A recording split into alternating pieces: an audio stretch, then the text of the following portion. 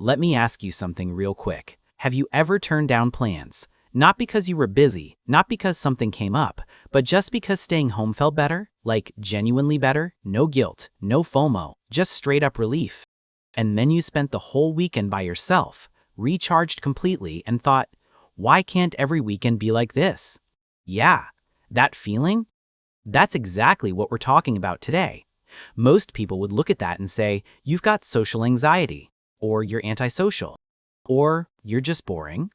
That's the story society keeps pushing. If you aren't out every Friday night, something must be wrong with you, right? But here's where it gets interesting. What if staying home isn't a flaw?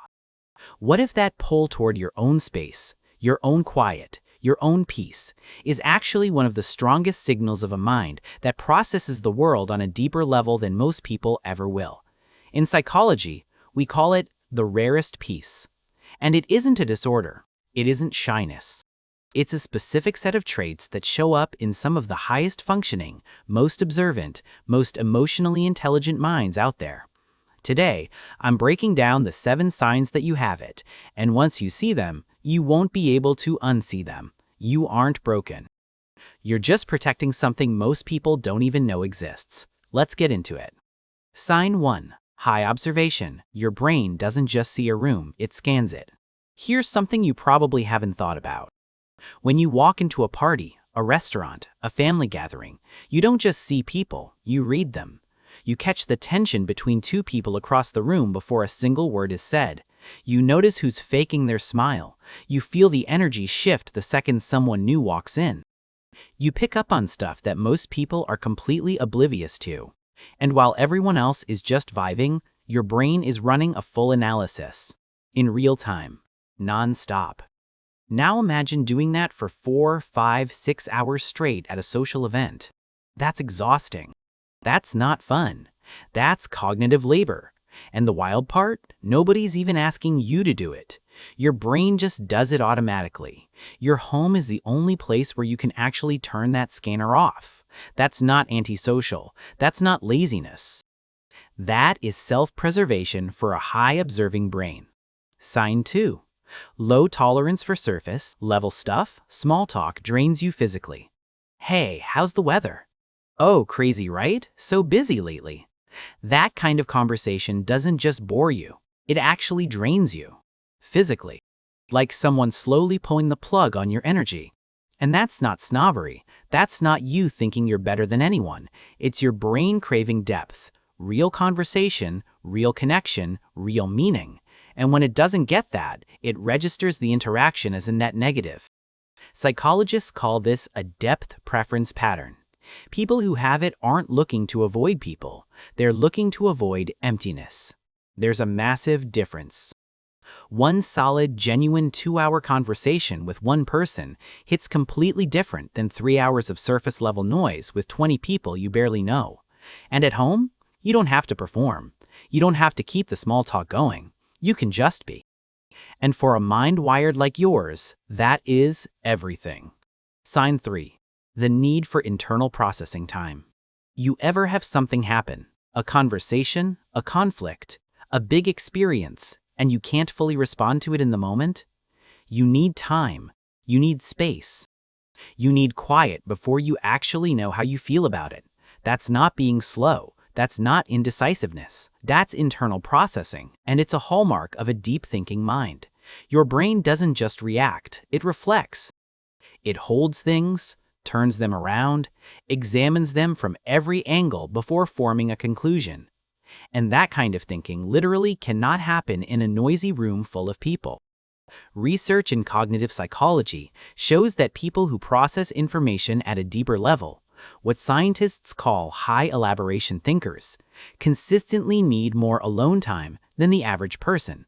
Not because they're introverted in a shy way, because their thinking process requires a quieter environment to function properly.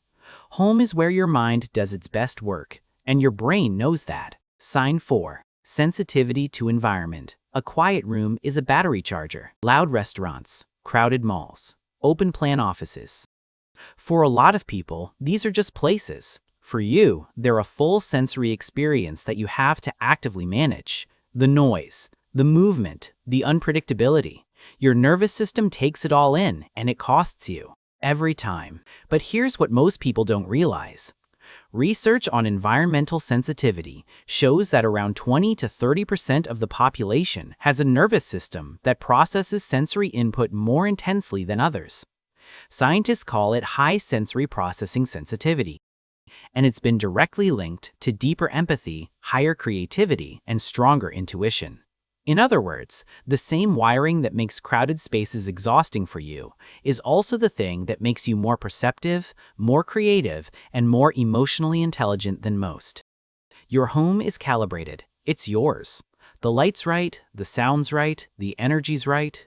It's the one environment on Earth that doesn't cost you anything just to exist in it. Sign 5. High self-reliance. You don't need external noise to feel alive. A lot of people genuinely can't sit alone with themselves. The second there's silence, they need the TV on, the phone out, a playlist going, anything. Silence makes them uncomfortable because they haven't gotten comfortable with their own mind yet. You're wired differently. You got a rich inner world.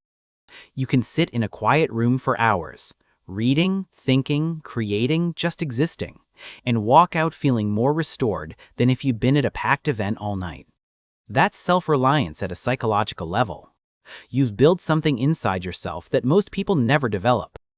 And because of that, you don't need constant external stimulation to feel okay. You're not dependent on a crowd to validate who you are or to make you feel alive. That is rare. And that is genuinely powerful. Sign 6. The social battery paradox. You can be social, but the cost is high. Here's what people get completely wrong about you. They see you decline plans, and they think you hate people. But that's not it at all. The truth is, when you're there, you're there. You can be the most engaging, funny, warm, and present person in the room. You're not bad at socializing. You're actually really good at it, but it costs you. For a lot of people, being around others generates energy. They leave a party feeling pumped. For you, it's the opposite. Social interaction draws from a tank that has a limit, and when that tank hits empty, you're done. No pushing through it, no second wind, done. And the only thing that refills it is time alone, time at home. Time without performance or expectation or the pressure to be on. That's not a personality defect. That's just how your nervous system is built. And the sooner you stop apologizing for it, the better off you're gonna be. Sign 7. Quality over quantity in relationships. You don't have 50 friends. You don't want 50 friends. You probably have a small circle, 2, 3, maybe 5 people, and those relationships run deep, like genuinely deep. You know each other's patterns. You can have a real conversation at 11 p.m. about something that actually matters. You can sit in silence and it's not weird. You're loyal, you're consistent, and you're all in for the people you choose. And here's the thing, research backs this up completely. Studies on adult friendship and long-term life satisfaction consistently show that the quality of your relationships matters far more than the quantity. People with a few deep, reliable connections report significantly higher well-being than people with large but shallow social networks. You weren't doing it wrong this whole time. You were just doing it right in a way that looks wrong to people who've never experienced it. The solitude paradox. History's greatest minds knew this. But here's where it gets really interesting. You think preferring solitude is some modern thing? Some self-care trend? Nah. This goes way back. And history's biggest names were living it long before we had a word for it. Nikola Tesla. The man who literally changed how we use electricity. He worked alone, he thought alone, he lived alone by choice. He believed the mind operates at its sharpest when it isn't interrupted by the noise of others. That wasn't a quirk, that was a system. Albert Einstein? Same deal. He took long, solitary walks almost every single day. He processed ideas quietly, internally, for hours before he ever put pen to paper. His greatest breakthroughs didn't happen in meetings or brainstorm sessions. They happened in silence. Emily Dickinson, one of the most celebrated poets in American history, barely left her home. Not because she was afraid, because she was building something internal that needed to be protected from the outside world's constant noise and expectation. This is what psychologists call the solitude paradox. The idea that for certain types of minds, highly observant, deeply processing minds. Solitude isn't loneliness, it's a workspace. It's the environment where real thinking actually happens. There's even a theory called social friction theory that explains this directly. It suggests that for high intelligence, high observation minds, social interaction carries more friction than it does for the average person. Because you're processing so much more data in every single interaction. Reading faces, tracking dynamics, managing your own responses, socializing is genuinely more cognitively demanding for you than it is for most. So when Tesla chose solitude, when Einstein took those long quiet walks, when you say no to the party and stay home, you're not being antisocial. You're doing exactly what the highest functioning version of your brain needs to do. You're in really good company, so let's bring this home.